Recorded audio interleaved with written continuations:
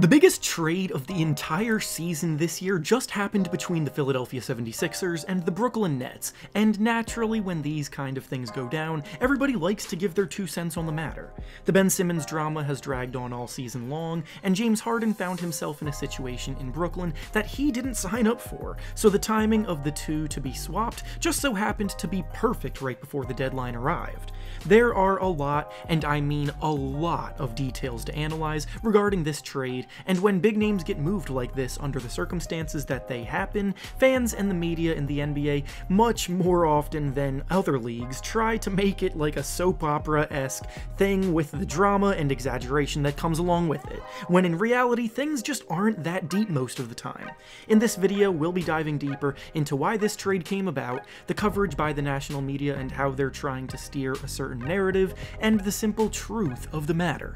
Before we start though, I want to thank PrizePicks for sponsoring this video. PrizePicks is the perfect service for all of us basketball fans here because when you're involved, it makes watching games every night so much more fun and engaging. Basically, it's an application that provides you with lines on all kinds of individual player props, such as points, rebounds, and assists, and three-pointers made, and you simply have to choose whether you believe they will record over the set amount in the line or under the set amount in the line. Make your selections, wager however much you want to, and if your picks hit, you can win some big money. For some picks that I'm looking at making for today's slate of games, I'm thinking of going with Joel Embiid to dish out over 4.5 assists, Darius Garland to dish out over 8.5 assists, and Jaren Jackson Jr. to knock down over 1.5 threes. If this sounds at all intriguing to you, then go use the link down in the description of this video to sign up today, and use promo code REFERENCE to receive a 100% deposit match bonus up to $100. Once again, thank you to PrizePicks for sponsoring this video.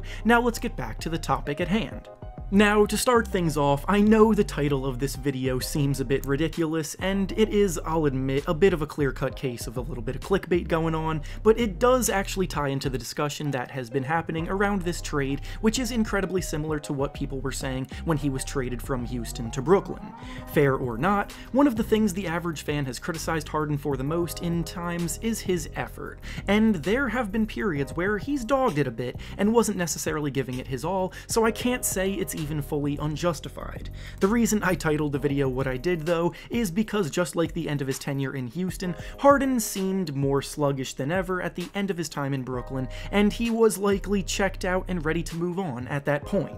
In a literal sense, dating back to the end of his time in Houston, videos of Harden in warm-ups for one of his last games with the team saw him looking, admittedly, a bit chunkier than usual, looking like he just completely stopped trying and gained a ton of weight. His effort in that game wasn't great, and rumors of him being out of shape ran rampant. But as soon as he got traded to Brooklyn, early clips of him with the Nets showed that his gut was no longer as big as it looked in Houston, and he looked relatively spry and thin, which resulted in the absurd rumor that I am of course referencing with the title of this video, being that people thought James Harden was wearing a fat suit in order to make the Rockets trade him. Shout out to fellow NBA YouTuber The Flight Mike, whose video I'm using as a reference on the screen here, but as you can see, this was a pretty popular rumor at the time, and now bringing things back to the present, Harden may have utilized a similar tactic to get out of Brooklyn. No, of course, I'm not actually buying into the literal fat suit theory,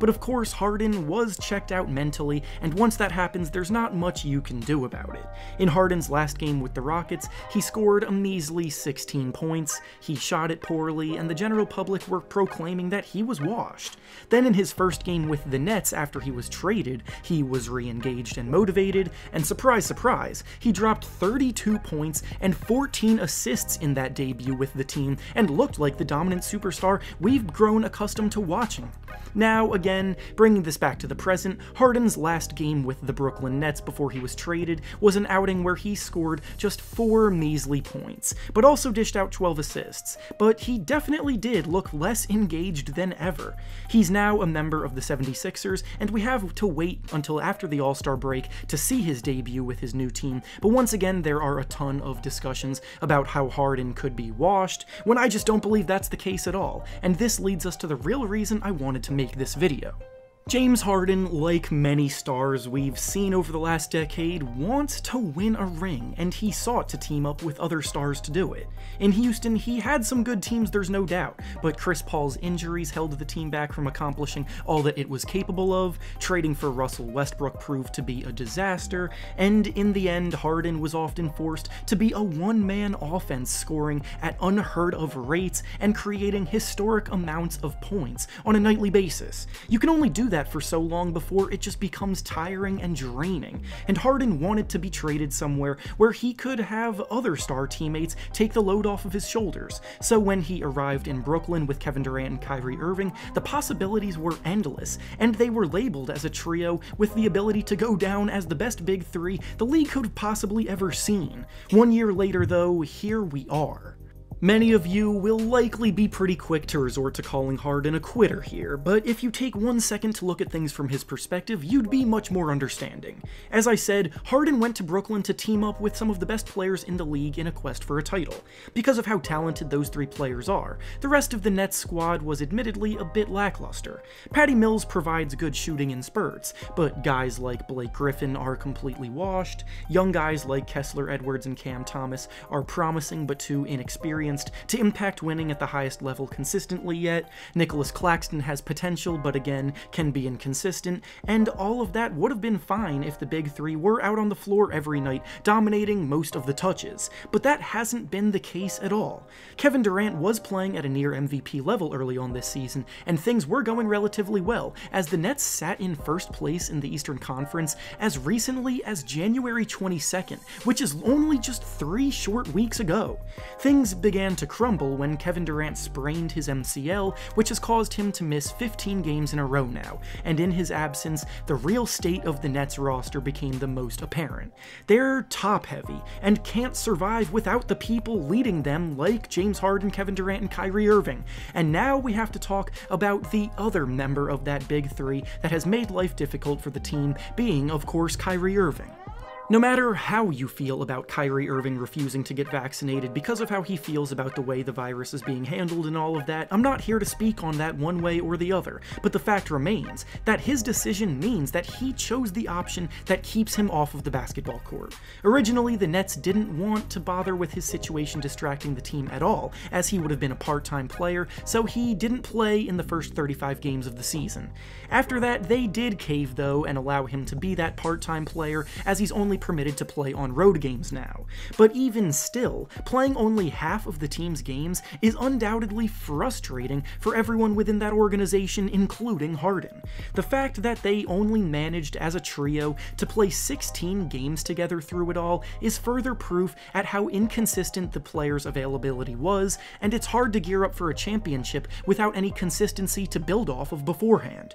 So now, to summarize, Harden went from being convinced that he was playing with a dominant squad with star talent around him to once again being forced into a role where he was on the Rockets when he had to dominate the ball and create everything. Harden is 32 years old. He still has a good bit of time playing elite basketball left, but as you age, it becomes a lot harder to perform to that degree every day, and it's reasonable to want more help. He had to deal with a completely healthy teammate willingly taking off half of the season because of personal choice, and Kevin Durant's inability to stay healthy also exposed glaring weaknesses with the Nets' depth, and all of this was happening while Harden was playing through a hamstring injury that he's been nursing since the offseason. He put his body on the line last postseason, playing through that hamstring injury, and he's been doing it again this year, so for him to look over at Kyrie Irving chilling and not helping during home games, and not being able to help either, it must have been the final straw.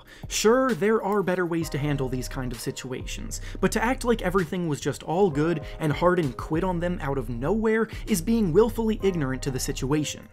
Now that he's in Philadelphia, he steps into a team where the offense is run through the current leader for the MVP race, Joel Embiid, and he gets to play more of the distributor role that he wanted to play in Brooklyn the whole time. The Sixers' biggest hole has been their lack of a real point guard who can pass at a high level and create opportunities for the role players around him, and Harden happens to be the second leading assister in the NBA this season, dishing out over 10 assists per game, so it's literally a perfect match. Ultimately, the point is that despite fan bases naturally being drawn towards villainizing guys that they ship out. It's just not necessary sometimes. Things worked out well for both teams involved in this trade, because Ben Simmons also gets his fresh start on a team where he'll be less relied upon to score, playing with Kevin Durant and Kyrie Irving. The Nets added a few nice depth pieces as well, with Seth Curry and Andre Drummond, and Harden gets to come into a situation where he doesn't have to deal with constant inconsistency. The arguments just become repetitive and unnecessary when this was legitimately a win-win trade for both sides. And with that being said, that's all I have for you today. Make sure to like the video, subscribe to the channel, and comment down below what you expect to see from each of these teams moving forward after the trade. Thanks for watching, and I'll see you all next time.